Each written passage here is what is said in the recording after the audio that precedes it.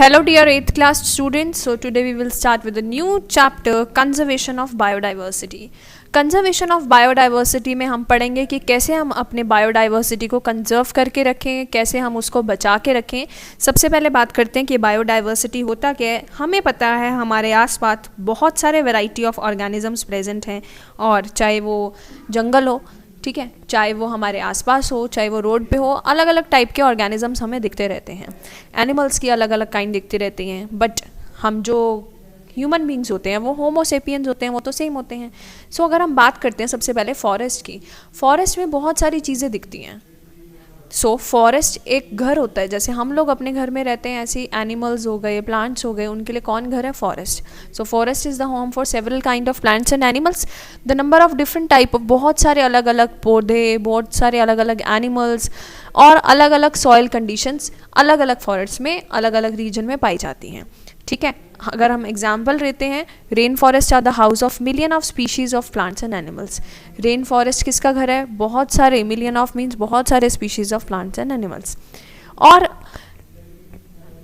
ऐसा नहीं है कि भाई जो स्पीशीज़ हैं वो कम हो रही हैं, स्पीशीज़ न्यू स्पीशीज़ की डिस्कवरी हो रही है, अलग अलग टाइप के। आपको पता है अगर आप फॉरेस्ट में जाओ आपको वहाँ अलग अलग टाइप के मॉस्किटोज दिखेंगे, अलग अलग टाइप के कीड़े दिखते हैं। सो इनकी डिस्कवरी हो ही रही है, इनकी डिस्कवरी बंद नहीं हुई। अगर हम बात करते हैं मोर टू नो की, रेन फॉरेस्ट एक ऐसा फॉरेस्ट है that cover less than 6% of the earth's total land surface area, but up to 3/4 all known species of plants and animals live here. So this is the fact and this question can come for 1 mark. Now what is biodiversity? Actual में biodiversity क्या होता है? मैंने बताया कि हमारे आसपास बहुत variety of plants and animals present होते हैं इन द लिविंग फॉर्म, उसी को हम बोलते हैं बायोडाइवर्सिटी। बायोडाइवर्सिटी की कोई डिस्ट्रीब्यूशन नहीं है इस अर्थ के ऊपर। Biodiversity depends on place to place, on climatic conditions. जैसे कि हमने रेन फॉरेस्ट की बात की कि रेन फॉरेस्ट में बहुत सारे क्या पाए जाते हैं? अलग टाइप के स्पीशीज़ के plants and animals. Now what is habitat? ये सारी जो डिफाइंस हैं वो लिंक्ड हैं बायोडाइवर्सिटी से। So what is habitat? Habitat is the place where particular animal live. एक पर्टिकुलर एनिमल कहाँ रहता है? जैसे फिश हमेशा कहाँ रहती है? पानी में। तो habitat of fish is water. Nature has given each of the species characteristic feature to live a particular environment in which they can survive easily, such as elephant and lions cannot live in the city. वो कहाँ रहेंगे? जंगल में ही रहेंगे। तो ये nature है। अब हम ह्यूमन बींग्स, हम जंगल में रह सकते हैं? हम नहीं रह सकते ना, हम लोग अपने घर पे ही रह सकते हैं। लायंस कहाँ रहेंगे? वो केव्स में ही रहेंगे, उन्हें खुला नहीं छोड़ सकते हैं। और एलिफेंट को हमें कहाँ रखना पड़ता है? ट्री के नीचे रखना पड़ता है ना। स्पीशीज़ की बात करते हैं। Species refers to a group और क्लास ऑफ एनिमल्स और plants having certain common and permanent characteristics. For example homo sapiens, जैसे हम लोग ह्यूमन बींग्स कौन सी स्पीशीज़ में आते हैं? Homo sapiens form one type of animal species. Birds form the other type, birds की species में आती हैं एव्स में, ठीक है।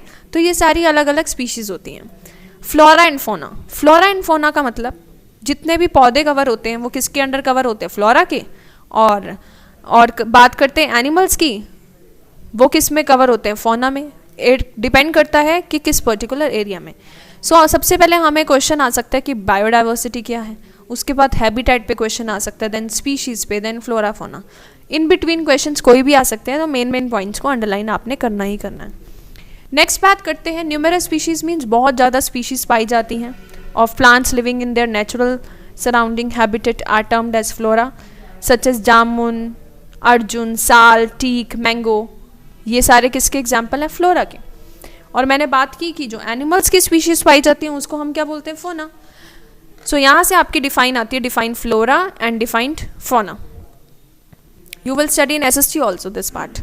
Animal species of a region is termed as a fauna, wild dog, leopard, wolf, cheetah, barking deer, etc. These are the example of fauna.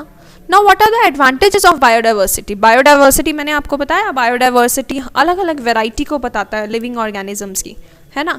और biodiversity किससे related होता है? इकोसिस्टम से। इकोसिस्टम में दो चीज़ें होती हैं, biotic components and abiotic components. Biotic means living, abiotic means non living components. Living में हम सारे अपने वाले कंपोनेंट्स ले लेते हैं जो हमारे आसपास प्रेजेंट होते हैं, और नॉन लिविंग में सॉयल, वाटर, ये ले लेते हैं। सो एडवांटेजेस क्या है बायोडाइवर्सिटी की? लाइफ एग्जिस्ट कर रही है इस अर्थ पे ड्यू टू बायोडाइवर्सिटी। ठीक है, हमारी लाइफ एग्जिस्ट ही ना करती अगर बायोडाइवर्स ना होता earth. So advantages are many valuable products like wood, pulp, gums, resin mean kishmish, fruits, ये किससे ऑब्टेन हो रहे हैं? फॉरेस्ट से. फॉरेस्ट ना होते तो हमारे घर सब्जी भी ना आती, हमारे घर फ्रूट्स भी ना आते. फॉरेस्ट ही ऐसी चीज़ है जो सॉयल इरोजन से अभी तक हमें प्रिवेंट कर रहा है. अगर फॉरेस्ट ना होते, फॉरेस्ट को उखाड़ के घर बना दिया जाए तो सॉयल इरोजन हो गया. सबसे पहले घर बनाने के लिए क्या होता है? पेड़ को उखाड़ के गिर दिया जाता है. उसके बाद क्या होता है? उसकी जो टॉप सॉयल है उसको उतार दिया जाता है. फॉरेस्ट ना होते तो फ्लड बड़ी स्पीड से आता. फॉरेस्ट ना होते तो सूखा बड़ी जल्दी पड़ता. फ्लड मीन्स पानी, ड्रॉट मीन्स सूखा. It supports life by providing fresh water, soil and clean air. Biodiversity helps to maintain food chain in nature. Now what is food chain? Every organism is dependent on the other organism for food. Suppose यहाँ पे है plant, उस plant को intake कौन कर रहा है? हम human beings, है ना? तो every organism is dependent on the other organism, that is called food chain. Trees provide home to many animals. Many insects, butterflies, bees help to pollinate flowers and crops. Plants and animals help to maintain oxygen and carbon dioxide balance on the earth. Animals and human beings help in the dispersal of seed to distant places. Animals और human beings help करते हैं dispersal of seed. Dispersal of seed का मतलब कि हम seed लगाते हैं soil के अंदर और वो सीड उग जाती है. जैसे कि अगर आप कॉटन के अंदर राजमा को रखेंगे और उसमें वाटर देंगे तो आप देखेंगे कि राजमा में से रूट और शूट सिस्टम निकलना स्टार्ट हो जाएगा.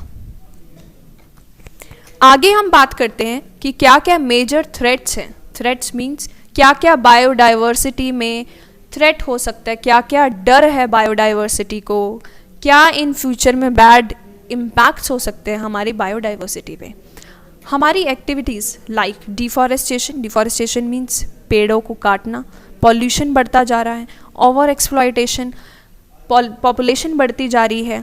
ठीक है, और जैसे हम वैरायटी चाहते हैं पौधे की वैसी हम उगा रहे हैं. और क्या कर रहे हैं?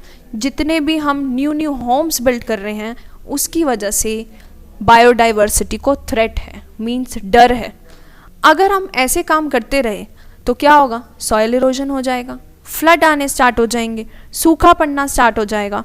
सो we have used the natural resources indiscriminately to get the maximum benefits to improve our lifestyle and comfort. That is, we know, let us, how many human beings destroy the natural wealth of the earth. कितने human beings destroy कर रहे हैं natural wealth of the earth. Now, what is deforestation here? Deforestation क्या होता है उसके बारे में डिस्कस करते हैं.